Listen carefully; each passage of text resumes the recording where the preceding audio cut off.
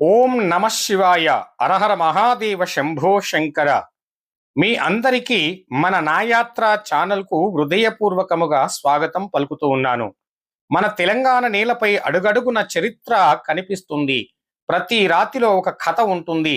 ప్రతి శిల్పంలో ఒక కళాకారుడి యొక్క ప్రతిభ కనిపిస్తుంది. మరీ ముఖ్యంగా కాకతీయ కాలము నాటి ఆలయాలను చూస్తే మన పూర్వీకులు నిర్మించిన నైపుణ్యం ఎంత గొప్పగా ఉంటుందో అర్థమవుతుంది.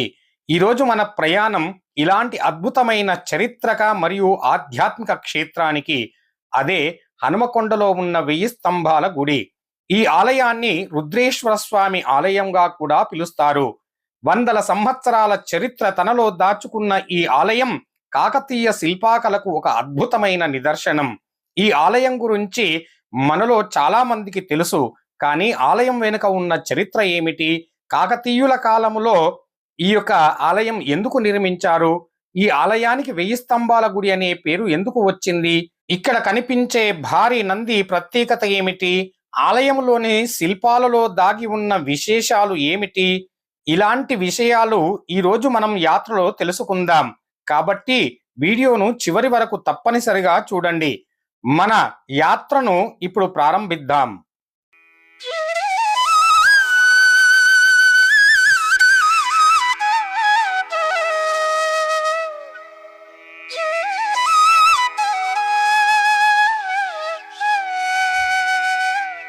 ఇప్పుడు మనం ఉన్నది తెలంగాణలోని చరిత్రక ప్రాంతమైన హనుమకొండ. హనుమకొండ వరంగల్ ప్రాంతం అంటేనే కాకతీయుల చరిత్ర గుర్తుకు వస్తుంది. ఒకప్పుడు ఈ ప్రాంతం కాకతీయ సామ్రాజ్యానికి ముఖ్యమైన కేంద్రంగా ఉండేది. కాకతీయులు దక్షిణ భారతదేశ చరిత్రలో తమకంటూ ఒక ప్రత్యేకమైన స్థానాన్ని సంపాదించుకున్నారు. వారి పాలనలో అనేకమైనటువంటి చెరువులను నిర్మించబడ్డాయి. అనేకమైనటువంటి కోటలను నిర్మించారు. అనేక ఆలయాలను కూడా నిర్మించబడ్డాయి. వాటిలో శిల్పకళలకు, నిర్మాణ వైభవానికి ప్రత్యేక గుర్తింపు తెచ్చుకున్న ఈ ఆలయాలలో ఒకటి 1000 స్తంభాల గుడి కూడా ఒకటి.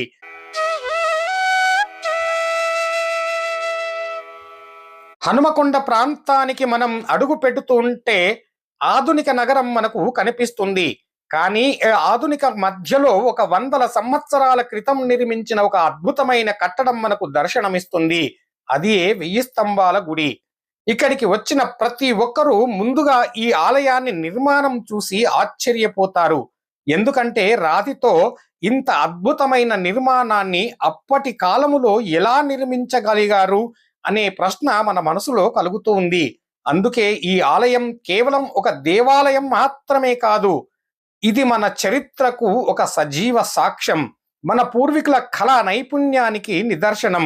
మన సంస్కృతిలో ఒక ప్రతీక.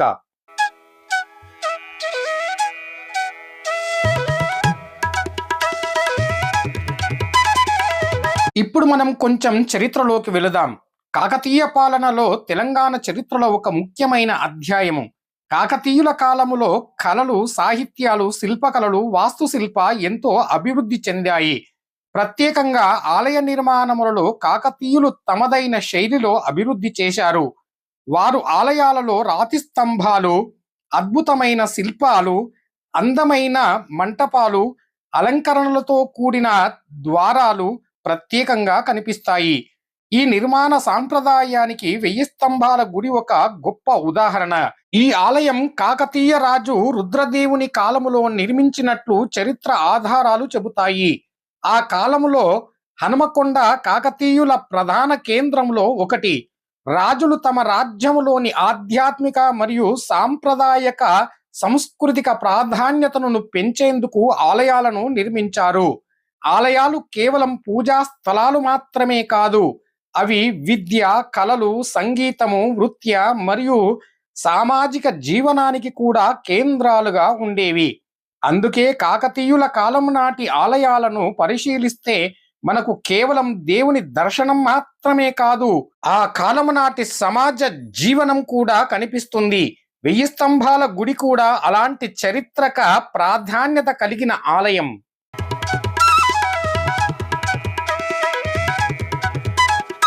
శివాలయం అంటేనే మనకు నంది తప్పకుండా గుర్తుకు వస్తాడు. నంది పరమశివుని యొక్క వాహనం మాత్రమే కాదు, పరమశివుని యొక్క భక్తుడిగా కూడా నందీశ్వరునికి ప్రత్యేక స్థానం ఉన్నది. ఈ ఆలయం ముందు ఉన్నటువంటి నంది విగ్రహం భారీగా అందంగా కనిపిస్తుంది. రాతితో చెక్కబడిన నంది శిల్పాలలో కూడా ఎంతో నైపుణ్యత కలిగి ఉన్నది. నందీశ్వరుని శరీరముపై కనిపించే అలంకరణ, మెడలోని ఆభరణాలు, శరీర నిర్మాణాన్ని సహజంగా చూపించిన తీరు ఇవన్నీ శిల్ప ప్రతిభలను తెలియచేస్తాయి. భక్తులు ఆలయములోకి ప్రవేశించే ముందు నందీశ్వరుని దర్శించుకొని ఆ తర్వాత స్వామివారిని దర్శించుకోవడం మనకు కనిపిస్తుంది. నంది ఎల్లప్పుడూ శివుని వైపు చూస్తూ ఉంటాడు. అది భక్తికి ఒక గొప్ప ప్రతీక. ఈ ఆలయములో ప్రధానంగా కొలువై ఉన్న స్వామివారు రుద్రేశ్వర స్వామి. శివుడిని రుద్రుడిగా, మహాదేవుడిగా, పరమాత్ముడిగా భక్తులు ఆరాధిస్తారు. శివలింగ దర్శనం మనకు ఎంతో ఆధ్యాత్మిక ప్రశాంతతను కలిగిస్తుంది. ఈ ఆలయంలో శివారాధనకు ఎంతో ప్రాధాన్యత ఉన్నది. మన భారతీయ సంస్కృతిలో శివుడికి అనేక రూపాలలో ఆరాధింపబడతాడు. కైలాసములో నివసించే మహాదేవుడు, భక్తుల బాధలను తొలగించే భోలాశంకరుడు, కాలానికి అతీతమైన పరమాత్మ. అందుకే శివాలయానికి వెళ్ళేటప్పుడు మనసులో ఒక ప్రత్యేకమైన ప్రశాంతత ఏర్పడుతుంది. 1000 స్తంభాల గుడిలో కూడా అదే ఆధ్యాత్మిక అనుభూతి మనకు కలుగుతుంది. ఇప్పుడు వచ్చిన భక్తులు స్వామివారిని దర్శించుకొని తమ కోరికలను తెలియచేస్తారు. మహాశివరాత్రి పర్వదినమునందున ఈ ఆలయములో లక్షలాది మంది భక్తులు స్వామివారిని దర్శించుకుంటారు.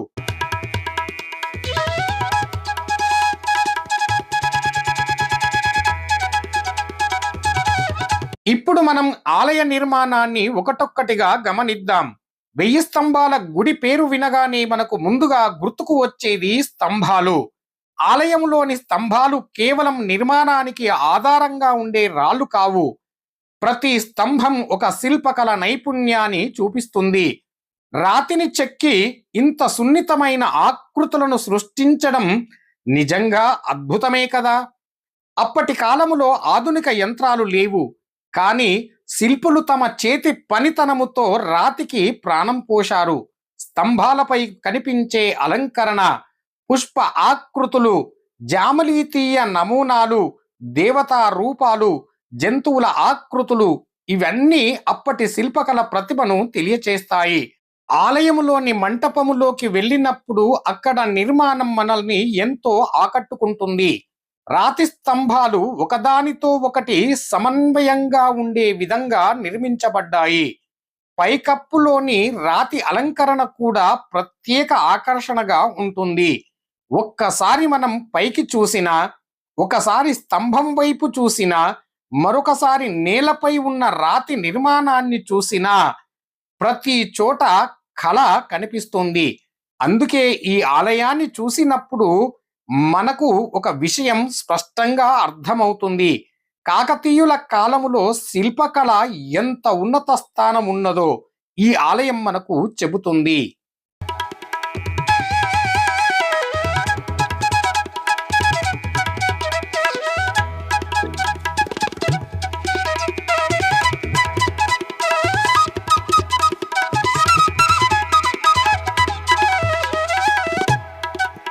ఇప్పుడు చాలా మందికి వచ్చే ఒకే ప్రశ్న, ఈ ఆలయానికి 1000 స్తంభాల గుడి అనే పేరు ఎందుకు వచ్చింది? ఈ పేరు ఆలయానికి అనేక స్తంభాలు మరియు క్లిష్టమైన నిర్మాణాన్ని చూపిస్తుంది.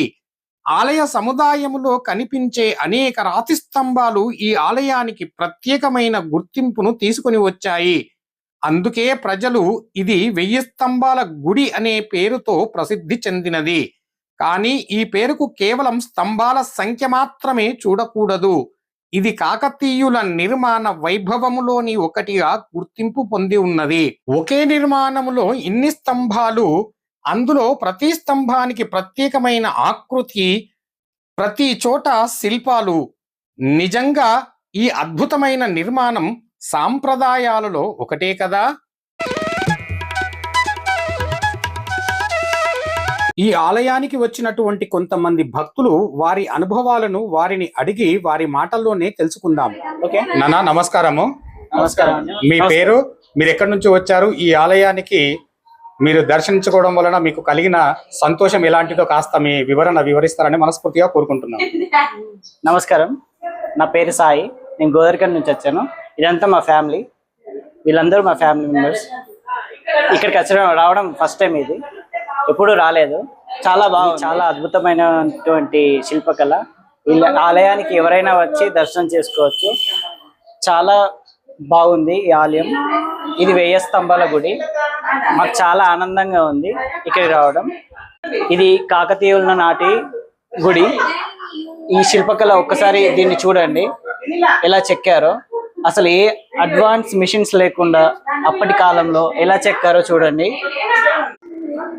ఇంత అద్భుతమైనటువంటి శిల్పకళని చెక్కినందుకు శిల్పకారులకు నా ధన్యవాదాలు. ఈ ఆలయ చరిత్ర గురించి ఎంత మాట్లాడినా ఆధ్యాత్మిక అనుభూతిని అనుభవించడం మాత్రం ఆలయానికి వెళ్ళినప్పుడు మాత్రమే సాధ్యమవుతుంది. ఆలయ ప్రాంగణంలోకి అడుగుపెట్టిన తరువాత బయట ఉన్నటువంటి నగర శబ్దాలు క్రమంగా మనకు దూరం అవుతున్నట్లు అనిపిస్తుంది. ఆలయ వాతావరణము, రాతి నిర్మాణము, శివలింగ దర్శనం, నంది దర్శనం ఇవన్నీ కలిపి ఒక ప్రశాంతమైన అనుభూతిని కలిగిస్తుంది. కొంతమంది భక్తులు తమ కుటుంబముతో ఆలయానికి వస్తారు, కొంతమంది ఒంటరిగానే వస్తారు.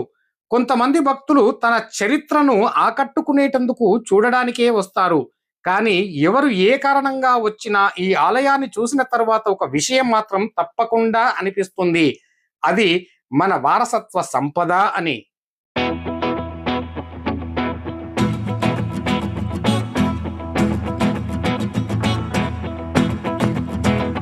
ఈ రోజు మనకు కనిపిస్తున్నటువంటి ఈ ఆలయం 100 సంవత్సరాల చరిత్రను దాటి మన ముందుకు వచ్చింది.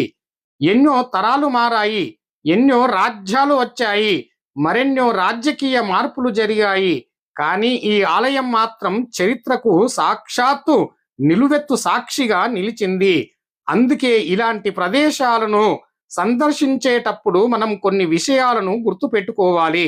ఆలయ గోడలపైన ఏమీ రాయకూడదు, శిల్పాలను పాడు చేయకూడదు, చెత్త వేయకూడదు. పురాతన నిర్మాణాలను మన చేతితో తాకి వాటికి నష్టము కలిగించకూడదు. మన పిల్లలకు ఈ చరిత్ర తెలియచేయాలి. ఎందుకంటే మనం ఈ రోజు చూస్తున్న ఈ ఆలయానికి మనకు అందించిన మన పూర్వీకులు రాబోయే తరాలకు దీన్ని అందించడమే మన బాధ్యత. ప్రసిద్ధ 1000 స్తంభాల గుడి శ్రీ రుద్రేశ్వర ఆలయమునందున శాసనములోని క్రీస్తు శకం 1163లో కాకతీయ రాజులు మొదటి రుద్రదేవుడు ఈ ఆలయాన్ని నిర్మించినట్లు తెలుపుతుంది. అంతేకాక రుద్రదేవుడు సామంతుడిగా కాకుండా స్వతంత్రుడిగా మారిన వైనాన్ని మరియు కాకతీయ వంశ పూర్వీకుల గొప్పతనాన్ని ఈ శాసనం స్పష్టంగా తెలియచేస్తుంది. క్రీస్తు శకం 1163 నాటి శాసనం ఆలయ ఆవిర్భావాన్ని నిర్ధారిస్తుంది. కాకతీయ రాజు రుద్రమాదేవుని యొక్క విజయాలను, గొప్పతనం మరియు ఆయన పరిపాలన విషయాలు, కాకతీయులు సామంతులుగా ఉండి ఆ తరువాత స్వతంత్ర రాజ్యాన్ని స్థాపించిన చరిత్ర పరిమాణాలు ఈ శాసనములో అచితేంద్రుడు అనే శిల్పి కవి లిఖించాడు. ఈ చరిత్ర అంశం గురించి లేదా కాకతీయుల శిల్పకళ గురించి కూడా ఇందులో ఎన్నో విషయాలను తెలియచేశారు.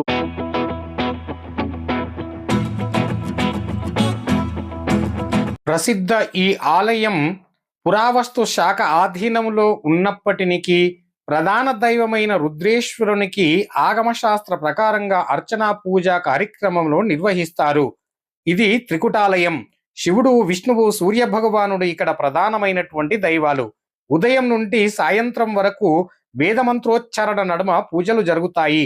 వీటి విషయాలను పంతులు గారిని అడిగి పూర్తి విషయాలను తెలుసుకుందాం పదండి. ఓం నమః శివాయ. శ్రీ గురుభ్యో నమః. గురుగారు, నా పేరు కుమారస్వామి. నా యాత్ర అనే చిన్న యూట్యూబ్ ఛానల్ ద్వారా మహాన్వితమైనటువంటి శక్తిగల రుద్రేశ్వర దేవాలయం, వరంగల్ 1000 స్తంభాల గుడి అంటేనే ప్రపంచమంతా మారుమోగుతుంది. ఆ ఆలయ విశిష్టత కాస్త వివరిస్తారని మనస్ఫూర్తిగా కోరుకుంటున్నాను. ప్రపంచ ప్రఖ్యాతిగాంచినటువంటి చారిత్రక రుద్రేశ్వర స్వామి 1000 స్తంభాల దేవాలయము 1163లో కాకతీయ రుద్రదేవ మహారాజు కాలంలో నిర్మించినటువంటి దేవాలయం ఇది.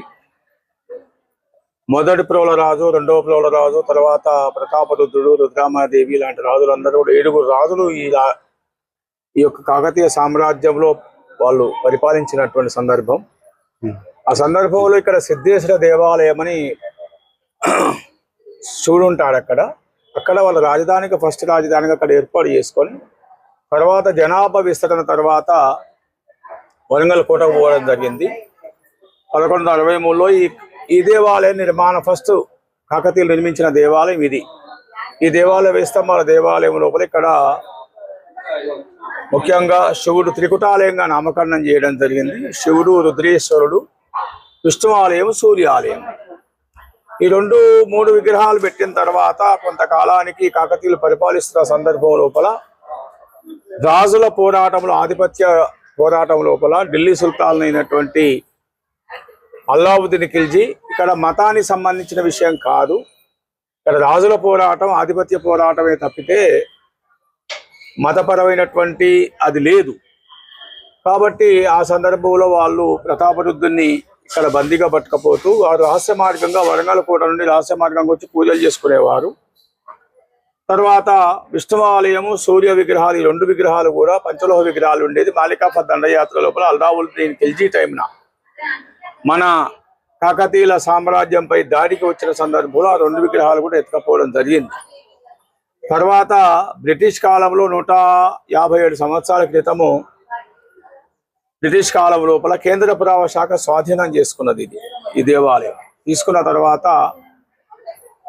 ఆ విగ్రహాలను పునఃప్రతిష్టకు ప్రయత్నం చేశారనక మనకు శిలాశాసనం తెలుస్తున్నది. కానీ తర్వాత కేంద్ర పురావస్తు శాఖ ఒప్పుకోలేదు. ఎందుకంటే గత తరంలో ఏ విధంగా ఉన్నదో అదే విధంగా ఈ తరంలో కూడా చూయించాలనే భావంతో ఆ 2 విగ్రహాలకు కూడా వాళ్ళు పర్మిషన్ ఇవ్వడం లేదు.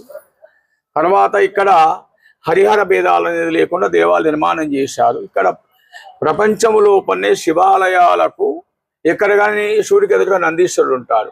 కానీ ఇక్కడ శివుడికి రుద్రేశ్వరుడు కాబట్టి రుద్రుడికి ఆగ్రహం వచ్చినా అనుగ్రహం వచ్చినా తట్టుకునే శక్తి ఒక సూర్య భగవానుడికి మాత్రమే ఉంటుందన్న ఒక ఉద్దేశం చేత ఇక్కడ శివుడికి ఎదురుగా సూర్య భగవాన్ ప్రతిష్ఠించారు, రుద్రునికి ఎదురుగా. తర్వాత విష్ణు ఆలయం పైన మీకు నాట్య నటరాజ స్వామి కనపడుతుంది. ఎక్కడ దేవాలయం కూడా మార్చింది లేదు. అక్కడ నాట్య నటరాజ స్వామి, నాట్య నరసింహావతారం, ఇంద్రావతారం కూడా చెక్కినటువంటి విగ్రహాలు ఇప్పటికి కూడా ఉన్నాయి. అదేవిధంగా విష్ణుమూర్తికి నిత్య కళ్యాణం పచ్చతోరణం కాబట్టి దానికోసం ఇక్కడ కళ్యాణ మండపం ఏర్పాటు చేసుకున్నారు. ఆ కళ్యాణంలో మంటపం లోపల మనకు ప్రతినిత్యం కూడా కళ్యాణోత్సవాలు నిర్వర్తించేది విగ్రహాలు ఉన్న తర్వాత ఈ త్రికుటాలయం. అదేవిధంగా ఈ ఆలయాల 3 ఆలయాల మధ్యలో మనకు నాట్య మంటపం కనపడుతుంది. విగ్రహాలు ఉన్నాయి, శివుని విగ్రహాలు ఉన్నాయి. అక్కడ రుద్రేశ్వర స్వామి వారి యొక్క అక్కడ నాట్య మంటపం. ప్రతిరోజు కూడా రాజులు ప్రత్యక్షంగా స్వామివార్లకు రథాలు, గుర్రాలు, నాట్యాలు ఇవన్నీ కూడా ప్రత్యక్షంగా సమర్పించేవారు. కానీ తర్వాత కాలం మారింది. తర్వాత ఇప్పుడు ఆలయ అర్చకులు ఏం చేస్తారంటే అక్షంతలతో సమర్పయామని చెప్పడం జరుగుతుంది. కాబట్టి ఈ 1000 స్తంభాల దేవాలయంలో ఒక చరిత్ర కలిగినటువంటి దేవాలయము. తర్వాత ఇది ఒక 1000 స్తంభాలు కంటే 1000 ఎకరాల స్థలంలో ఉన్నటువంటి ఉపదేవాలయాలను కలిపితే 1000 స్తంభాల దేవాలయం. తర్వాత నామకరణం వచ్చింది. ముందుగా దీన్ని త్రికుటాలయంగా నామకరణం చేశారు వారు. అవి ఒక 500 స్తంభాలుగా, ఇవి ఒక 500 స్తంభాలుగా మనకు చరిత్ర తెలియజేస్తున్నది. శిలాశాసనం కూడా అక్కడ ఉన్నది. అదేవిధంగా నందీశ్వరుడు, నందికి ఆమెడ లోపల వరహాలు, వజ్రాలు, బంగారం ఉండేదట. అయితే ఆ ముస్లిమ్స్ రాజ్యం లోపల ఆమెడ అంటే మెడ లోపల అని చెప్పేసి అదంతా కూడా ధ్వంసం చేస్తే తర్వాత మనం తమిళనాడు శిల్పులతోనే చెక్కించడం జరిగింది. అదేవిధంగా ఇక్కడ జిచ్చడ ఆంజనేయ స్వామి శిల్పి వాళ్ళు కాకతీయుల ఆచార బాహులు. మామూలుగా వాళ్ళు పూజ చేసుకునేవారు. ఇప్పుడు మేము పూజ అంటే స్టూల్ ఎక్కాలి, పూజ చేయాల్సి ఉంటుంది, ఆచార బాహులు. అదేవిధంగా ఇక్కడ శిల్పికి జిచ్చడ ఆంజనేయ స్వామి. అదేవిధంగా తలకిందులో చాప, తలకిందులో మనిషి ఉంటుంది ఈ స్తంభం మీద చిన్నగా. తర్వాత అక్కడ ఏంటంటే ఒక మనిషి వస్తూ చూస్తుంటాడు, పోతుంటాడు. కానీ మనిషికి నాలాంటి వారు వాళ్ళు చెప్పేదాకా ఇక్కడ చరిత్ర అనేది తెలియదు. ఈ విషయాలు కూడా పూర్తిగా అవగాహన ఉండదు. కాబట్టి తల కిందులో పెట్టి చేప కూడా అంతే, చేప ఈదుతూ ఉంటుంది కానీ సముద్రం అంతా అనేది చేపకు తెలియదు. చెరువు అంతా కూడా అవసరం లేదు. తల కిందులో పెట్టి మనిషిలో కూడా మనకు ఇది ఉంటుంది కాబట్టి మీరు అర్థం చేసుకోవాలంటే నాలాంటి వారు మీకు చెప్పాలి, మీలాంటి వాళ్ళు ఇంకోటి చెప్పాలి. కాబట్టి తలకెందులో పెట్టినా కాళ్ళు పైకి పెట్టినా పూర్తి పనితనం అర్థం కాదు అనే ఒక భావం, శిల్పి భావం. సోమనాథుడు అనే శిల్పి చెక్కినటువంటి దేవాలయము. అదేవిధంగా ఆ మూలన రహస్య మార్గం ఉన్నది. అక్కడ రాజులు అక్కడ ఇప్పుడు మూడు మెట్లు కనపడతాయి. తర్వాత దాని నుంచి రహస్య మార్గంగా వరంగల్ కూరబోయేవారు. కాబట్టి ఇప్పుడు సొరంగ మార్గాన్ని కూర్పేసి స్టోర్ రూమ్ గా మార్చడం జరిగింది. కాబట్టి అది ఇప్పుడు జరుగుతున్నటువంటి భూకంపాల వల్ల అదంతా చెడిపోయింది. అది ఒక 500 స్తంభాలు, ఒక 500 స్తంభాలు, 2 కలిపితే 1000 స్తంభాల దేవాలయం. మళ్ళీ కూడా కేంద్ర పురావస్తు శాఖ దేవుడు మాత్రం సెక్షన్ 43 కింద రిజిస్ట్రేషన్ కాబట్టి దేవాదాయ శాఖ, ఒక దేవుడు మట్టుకే దేవాదాయ శాఖ. ఇదంతా కూడా కేంద్ర పురావస్తు శాఖ ఆధీనంలో ఉన్నటువంటి దేవాలయం. చూశారు కదా, మహత్తరమైనటువంటి ఆలయ విశేషాలు ఆలయ పూజారి గారు మనకు ఎంతో చక్కగా వివరించారు. ఆలయం యొక్క మహిమ, ఆలయం యొక్క విశిష్టత విశేషమైనటువంటిది. కాకతీయుల నాటి కాలంలో నిర్మించినటువంటి ఈ ఆలయ చరిత్రను వింటూ మనసు ఎంతో ఉప్పొంగుతుంది. కావున వీలున్నటువంటి వారు ఒక్కసారైనా ఈ ఆలయాన్ని దర్శించి సమస్త సుఖములను పొందండి. కాకతీయుల అనుభవాన్ని తెలుసుకోవాలంటే, వారి శిల్పకళను చూడాలంటే, మన తెలంగాణ చరిత్రను అనుసరించాలంటే 1000 స్తంభాల గుడి తప్పకుండా దర్శించండి. మీకు ఈ యాత్ర నచ్చినట్లయితే నా యొక్క వీడియోకు లైక్ చేయండి, మీ కుటుంబ సభ్యులతో షేర్ చేసుకోండి. మన నా యాత్ర ఛానల్ను ఇంకా కొంతమంది సబ్స్క్రైబ్ చేసుకోకుండా ఉంటే వారు సబ్స్క్రైబ్ చేసుకోండి. ఇలాంటి మరెన్నో దేవాలయాలను, చరిత్ర ప్రదేశాలను, పుణ్యక్షేత్రాలను, పాదయాత్రలను, ఆధ్యాత్మిక యాత్రను మీ ముందు తీసుకురావడానికి నేను సిద్ధంగా ఉన్నాను. మరెన్నో అద్భుతమైన యాత్రలతో మళ్ళీ కలుద్దాం. అంతవరకు ఓం నమః శివాయ, హర హర మహాదేవ, శ్రీ రుద్రేశ్వర భగవానికి జై.